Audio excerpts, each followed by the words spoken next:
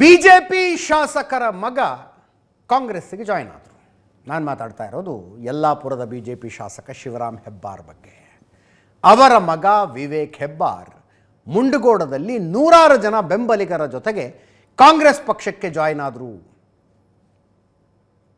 ಹಸ್ತದ shawl ಹಾಕ್ಕೊಂಡು ಹಸ್ತದ ಧ್ವಜ ಹಿಡ್ಕೊಂಡು ಕಾಂಗ್ರೆಸ್ಸಿಗೆ ಹೋದರು. ಕಾಂಗ್ರೆಸ್ ಪಕ್ಷಕ್ಕೆ ಐವಾನ್ ಡಿಸೋಜಾ ಸೇರಿದಂತೆ ಹಿರಿಯ ಮುಖಂಡರು ಅವ್ರನ್ನ ಬರಮಾಡಿಕೊಂಡ್ರು.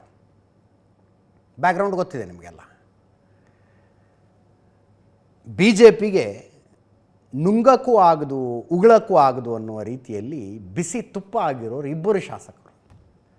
ಒಬ್ಬರು ಬೆಂಗಳೂರಿನ ಯಶವಂತಪುರದ ಎಸ್ ಟಿ ಸೋಮಶೇಖರ್, ಇನ್ನೊಬ್ಬರು ಯಲ್ಲಾಪುರದ Shivaram Hebbar.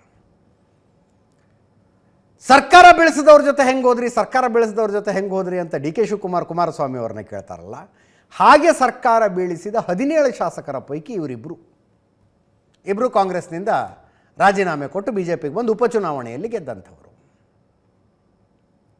2023 general ಎಲೆಕ್ಷನ್ನಲ್ಲಿ B J ಪಿಯವರು ಮತ್ತೆ ಟಿಕೆಟ್ ಕೊಟ್ಟರು, ಇವರಿಬ್ಬರು ಮತ್ತೆ ಗೆದ್ದಿದ್ದಾರೆ.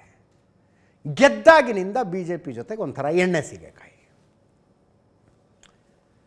ಎಸ್ ಟಿ ಸೋಮಶೇಖರ್ ಇದಕ್ಕೆ ಶಿವರಾಮ್ ಹೆಬ್ಬಾರ್ಗಿಂತಲೂ ಓಪನ್ ಆಗಿದ್ದಾರೆ ಅವರು. ಈ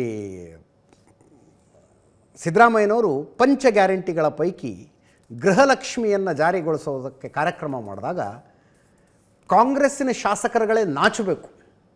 ಹಾಗೆ ಎಸ್ ಟಿ ಸೋಮಶೇಖರ್ ತಮ್ಮ ಕ್ಷೇತ್ರದಲ್ಲಿ ಕಾರ್ಯಕ್ರಮ ಮಾಡಿದರು. ಬಜೆಟ್ ಆದ ಮೇಲೆ ಸಿದ್ದರಾಮಯ್ಯನವರು ಬಜೆಟ್ ಮಂಡಿಸಿದ ನಂತರ ಏನು ಅದ್ಭುತವಾದ ಬಜೆಟ್ ರೀ ಅಂತ ಎಸ್ ಟಿ ಸೋಮಶೇಖರ್ ಮಾಧ್ಯಮಗಳಿಗೆ ಹೇಳಿಕೆ ಕೊಡ್ತಾರೆ. ಕೇಂದ್ರದಲ್ಲಿ ನಿರ್ಮಲಾ ಸೀತಾರಾಮನ್ ಬಜೆಟ್ ಮಂಡಿಸಿದ ನಂತರ ಇಂಥ ಬೇಕಾರ್ ಬಜೆಟ್ಟೇ ಇರಲಿಲ್ಲ ಅಂತ ಎಸ್ ಟಿ ಸೋಮಶೇಖರ್ ಮಾಧ್ಯಮಗಳಿಗೆ ಹೇಳಿಕೆ ಕೊಡ್ತಾರೆ. ಶಿವರಾಮ್ ಹೆಬ್ಬಾರ್ ಹಂಗಲ್ಲ, ಅವ್ರದ್ದು ಅಡ್ಡಗೋಡೆ ಮೇಲೆ ದೀಪ ಇಟ್ಟಂಗೆ.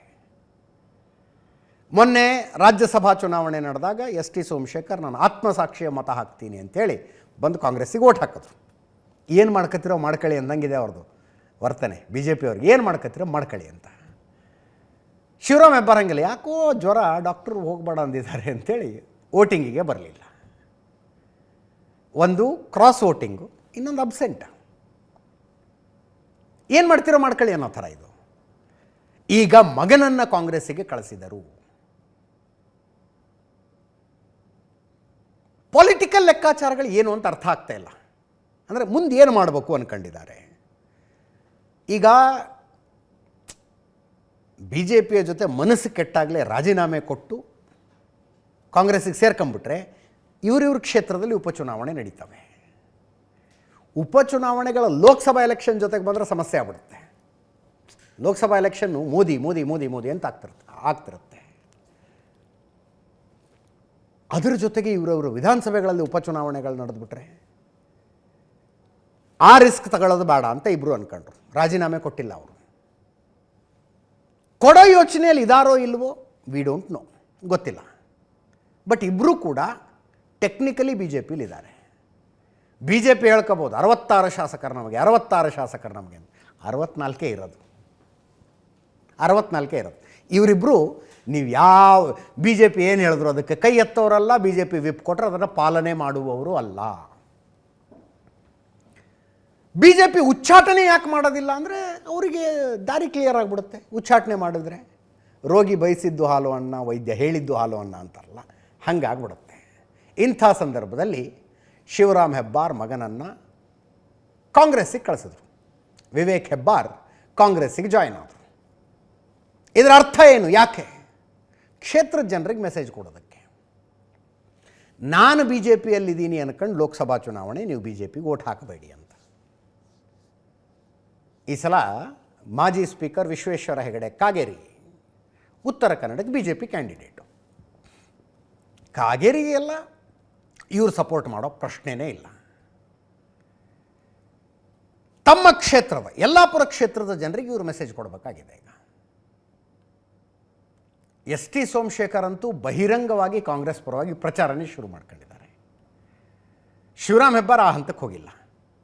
ಮಗನನ್ನು ಕಾಂಗ್ರೆಸ್ಸಿಗೆ ಕಳಿಸೋ ಮೂಲಕ ಅದೊಂದು ಮೆಸೇಜನ್ನು ಕೊಟ್ಟರು. ಸಾರಿ, ನಾನು ಮುಂಡಗೋಡದಲ್ಲಿ ಅಂದೆ, ಬನವಾಸಿಯಲ್ಲಿ ಇವರು ಪಕ್ಷ ಸೇರಿಕೊಂಡಿತ್ತು. ಬನವಾಸಿಯಲ್ಲಿ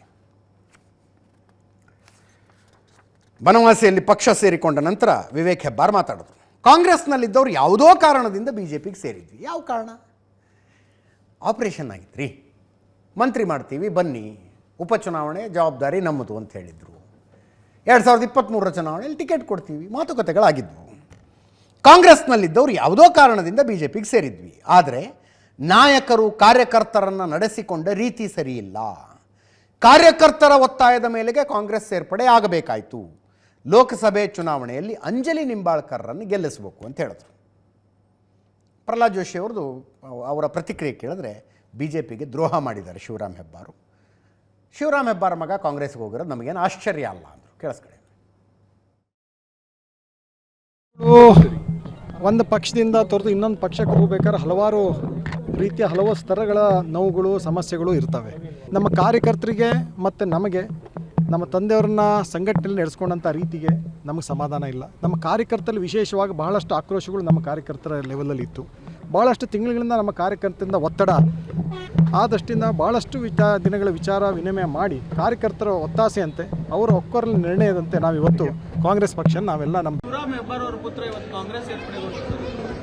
ಶಿವರಾಮ್ ಹೆಬ್ಬಾರ್ ಅವರೇ ಮೊನ್ನೆ ಪಾರ್ಟಿಗೆ ದ್ರೋಹ ಮಾಡಿದ್ದಾರೆ ಅಂದಮೇಲೆ ಅದೇನು ಬಹಳ ಆಶ್ಚರ್ಯದ ವಿಷಯ ಅಲ್ಲ. ಶಿವರಾಮ್ ಹೆಬ್ಬಾರ್ ಅವರೇ ಮೊನ್ನೆ ಪಾರ್ಟಿಗೆ ದ್ರೋಹ ಮಾಡಿದ್ದಾರೆ ಅಂದಮೇಲೆ ಅದೇನು ಬಹಳ ಆಶ್ಚರ್ಯದ ವಿಷಯ ಅಲ್ಲ.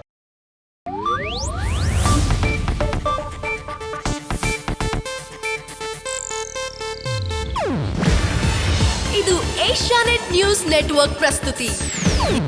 ನೀವು ನೋಡ್ತಿದ್ದೀರಾ ಏಷ್ಯಾನೆಟ್ ಸುವರ್ಣ ನ್ಯೂಸ್.